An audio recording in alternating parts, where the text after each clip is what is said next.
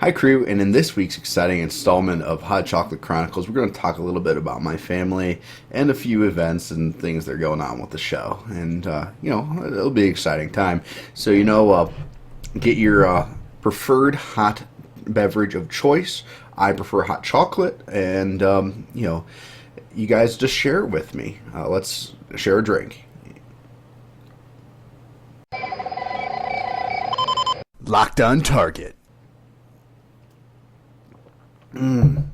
That's good. I got a few too many mini marshmallows in there. I got like 8 mini marshmallows in that gulp, and that was a little bit too much. Yeah, I love the mini marshmallow hot chocolates. That's like my favorite hot chocolates ever. So my daughter turned 6 months old this week, and that is super exciting for us. As a family.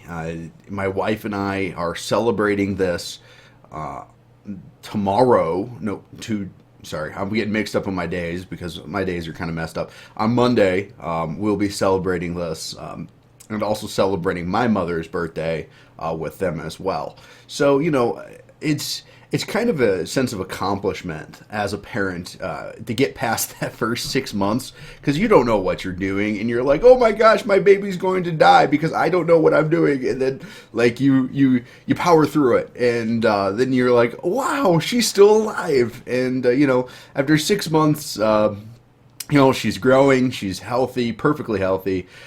She is so happy and such a great baby. I love, if my daughter ever watches this in the future, I love you, Abigail, and I wouldn't trade you for the world. You are the jewel of my eyes. Like, you are the most wonderful baby girl a dad could ever ask for, and I wouldn't trade my time with you for the world. I'm sorry, I'm just getting a little teary here.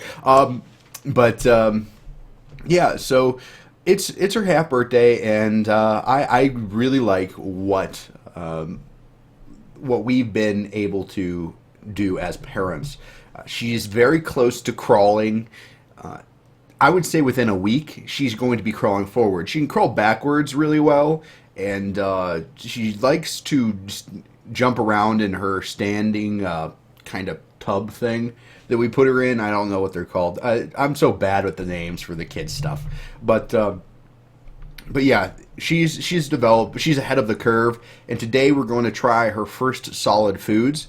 So maybe that's going to be kind of weird because I've been bottle feeding her for the past 4 or 5 months, and yeah, it's been a trip, especially being a dad, having to do all the feeding work and all of that. It really opened up my eyes what mothers go through.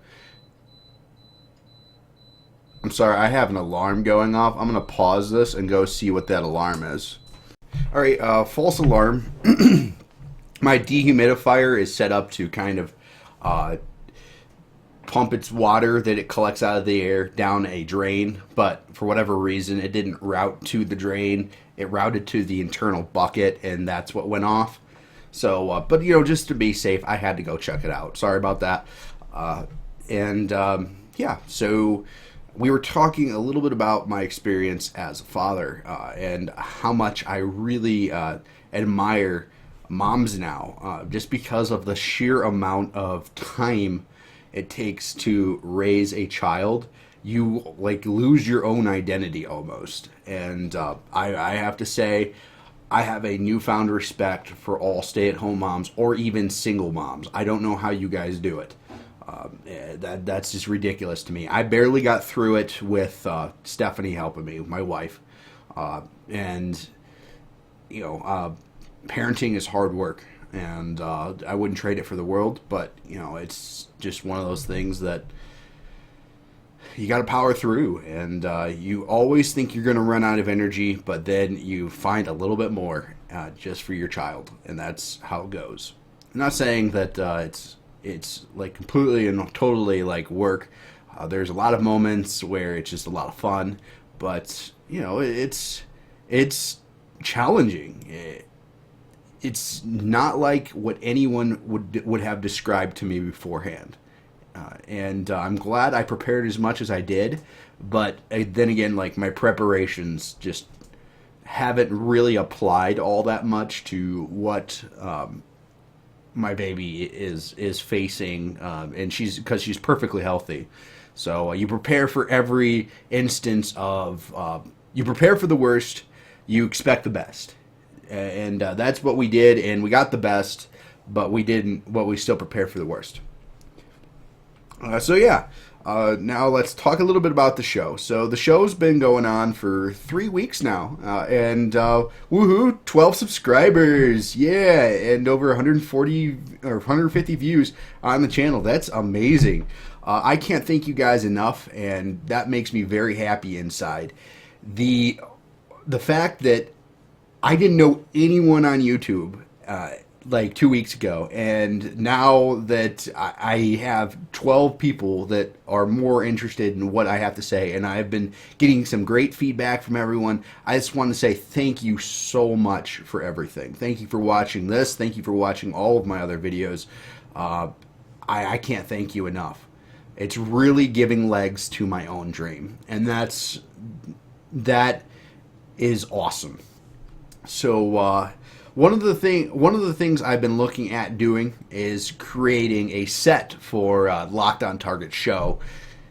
I've not been having so much luck with Blender. I'm trying to create the ship itself in Unreal Engine now that it's free. That I'm having more marginal success with. But one of the things I want to add to my show is a costume for me that's not like a ripoff of things, but it's inspired by other things. So I'm trying to think of like a costume or a helmet right now is my biggest concern. And I've come up with one, but it's like $50, and I would still have to modify it and whatnot. But it's kind of looks like a cross between Mega Man X's helmet and the Star Wars Rebel, or not Rebel, not the Rebels show that's going on, but the Rebel Alliance pilot helmet. And you mix those two together, and this helmet. And I'm like, that's awesome. I'm definitely going to get that, paint it how I want it, and throw decals on it that, prove my space nerd, whatever. Just to have some fun with it. Definitely going to have some Rebel Alliance logos on there.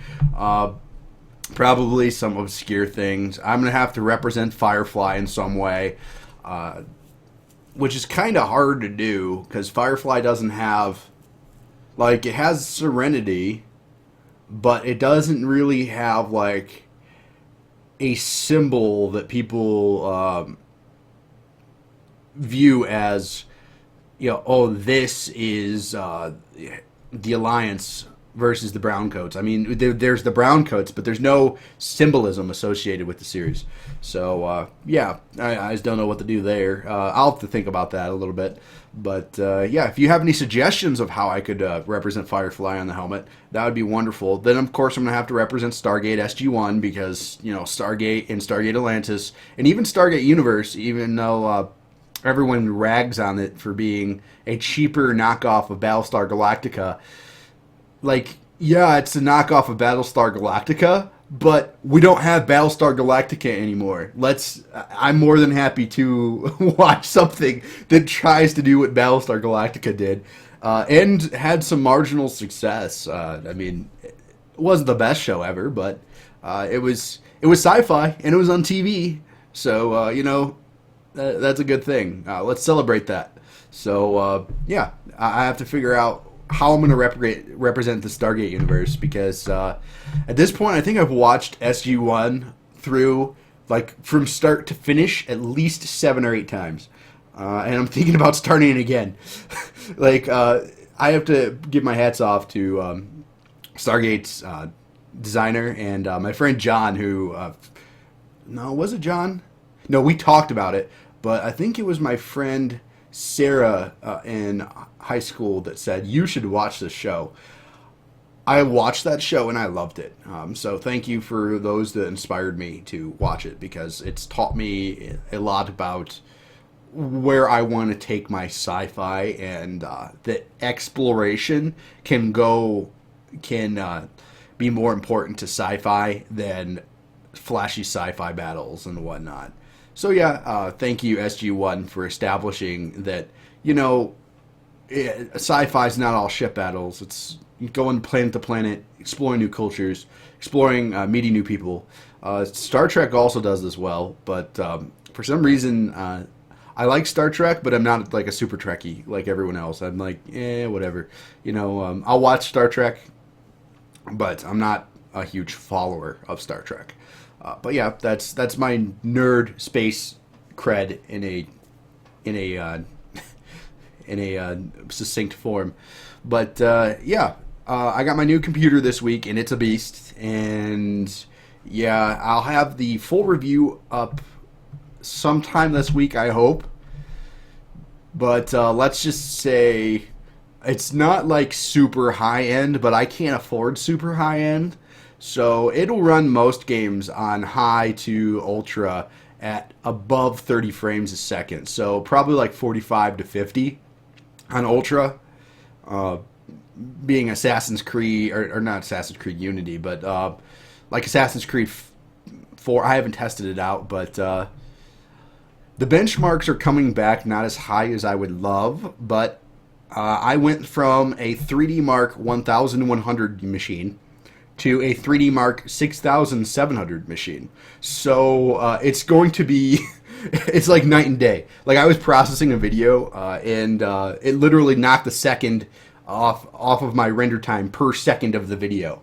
I was like, wow, that's ridiculous. So I'm very happy with my machine. It's the first liquid cooled machine I've had, and it runs silent. Like I can't hear it.